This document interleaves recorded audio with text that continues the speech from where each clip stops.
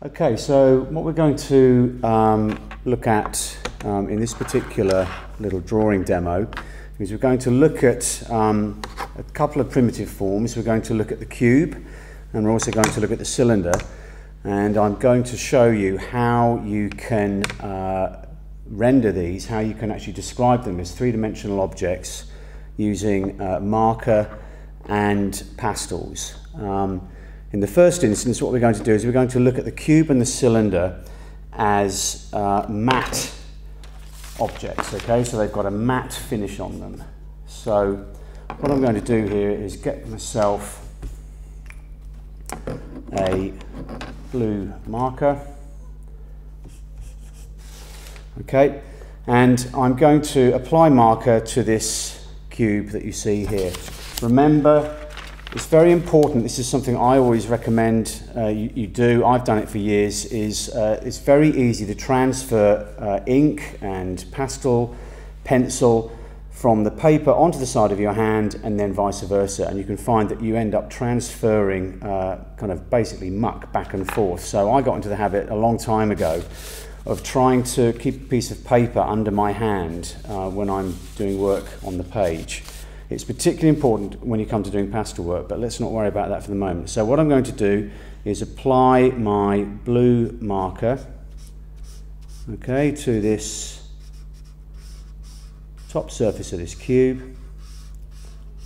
Remember, with marker, the trick is to try and move it fairly quickly because you're trying to keep this wet ink front. Okay, so I'm coming back in over here, just trying to keep it within my edges as best as I can. Okay, so we've got that first face in. Now I'm coming in with my vertical face here. I would recommend that you try to move the marker sort of in sympathy with the surface. So we've got a vertical flat surface here, so I'm moving it in vertical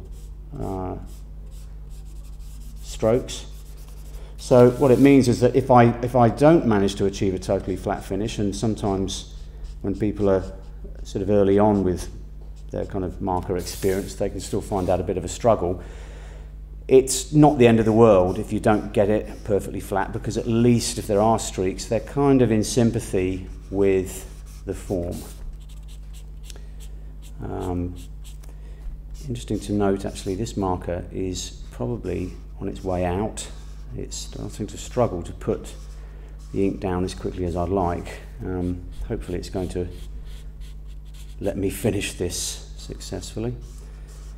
Okay, so I'm putting this face in. Definitely, I think this marker is not long for this world. I think I'll probably just about get away with it. Only just. Okay, so I've put my three faces, they're all filled in with marker. Obviously what you've got at the moment though is, if you look at it, there isn't really a great sense of 3D. All of these faces have got the same tonal intensity, so it looks very flat. And what we need to do now is to start to address that flatness and to bring out the sense of three-dimensionality. The key thing whenever you're sketching or drawing something is you need to be very clear about your light source. Where is the light coming from? I always work on the basis that my light comes from my right side and it's coming in at about a 45-degree angle over my shoulder.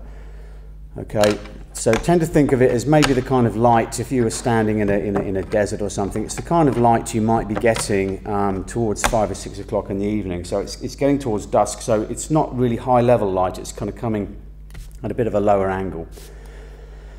So if it was coming from the right hand side, what you would find is that this upper surface, which is horizontal, it's flat, it's facing up towards the sky, so that's going to catch the most light. That's going to be quite highly illuminated.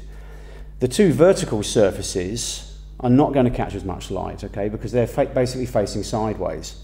So they are going to need to be tonally darker than this flat upper surface. That said, because my light source is coming from the right, it means this right-hand vertical face is still facing towards the light source. So although it's going to be tonally darker than the upper surface, it's still going to have a reasonable amount of illumination on it. The surface which is going to be darkest is this surface here, the surface which is facing to the left, okay, because effectively that's almost in the shade. And so the neat thing that you can do with markers is you can use the same colour marker, okay, you can use it up to three times, possibly at a scrape you can even do it 4 times, it depends. I think for safety I would advise normally no more than 3. So what I can do now, and I really do hope the marker is not going to completely give out on me while I'm doing this, is I can come in and apply a second layer